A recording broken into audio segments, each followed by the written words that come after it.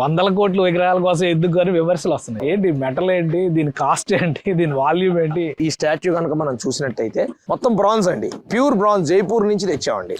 జైపూర్ నుంచి టన్ను దాదాపు 12 లక్షల రూపాయలు పెట్టి కొన్నాం. దీన్ని దాదాపు మనం 25 టన్నులు కొనడం జరిగింది. సో ఇదంతా కూడా మనం బ్రాంజ్ తీసుకొచ్చి కాగబెట్టి ఆ బ్రాంజ్ను మనం ఈ రూపాన్ని తీసుకురావడం జరిగింది. ఎందుకంటే చిరస్థాయిగా అంత వ్యక్తులు చిరస్థాయిగా ఉండే ఒక 8mm బ్రాంజ్ అయితేనే అది కంప్లీట్గా ఏ మెటల్ ఇబ్బంది పడకుండా ఈ ఎయిర్ కండిషన్కి తగ్గట్టుగా, సాయిల్ కండిషన్కి తగ్గట్టుగా ఉండే విధంగా ఈ రిపోర్ట్స్ తీసుకొని స్ట్రక్చరల్ అంతా కింద నుంచి ఈ భూమికి 18 అడుగులు కిందకి పైల్స్ వేయడం జరిగింది. 18 అడుగుల కింద 150 x 150 అడుగుల నుంచి పైల్స్ కట్టి బిల్డింగ్ కట్టి ఆ బిల్డింగ్ స్ట్రెంత్ ప్రకారంగా ఆ స్ట్రెంత్ని రికార్డ్ చేసి దాదాపు 40-50 టన్నుల ఐరన్ స్ట్రక్చర్ అంతా మీరు చూస్తూ ఉన్నారు. ఇంకా ఐరన్ అంతా కూడా పైకెక్కిద్ది.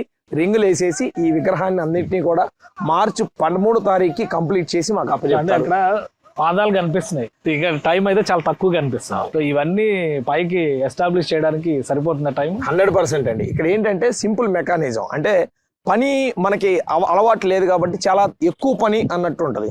కానీ విగ్రహావిష్కరణ మార్చి 16 125వ జయంతి సందర్భంగా విగ్రహావిష్కరణ చేస్తాం. అందులో నో డౌట్. అందులో భాగంగా మీరు చూసారు పాదాలు పైకి ఎక్కి స్ట్రక్చర్ వెల్డింగ్ చేస్తున్నారు.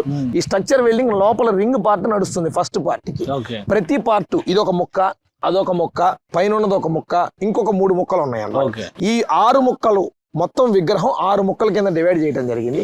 ప్రతిరోజు ఒక ముక్క ఎక్కుతుంది, ఒక ముక్కకు సంబంధించి వెల్డింగ్ నడుస్తుంది. సో 6 రోజుల్లో 6 ముక్కలు కంప్లీట్ అవుతాయి అన్నమాట. సో డే అండ్ నైట్ పని నడుస్తూ ఉంది.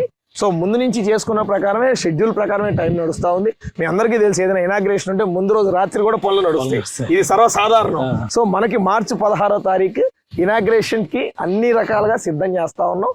ప్రజల కోరిక మేరకు పొట్టి శ్రీరాములు గారి అభిమానుల కోసం ఈ స్మృతివనాన్ని, ఈ విగ్రహాన్ని ట్రస్ట్ చేపడతా ఉంది.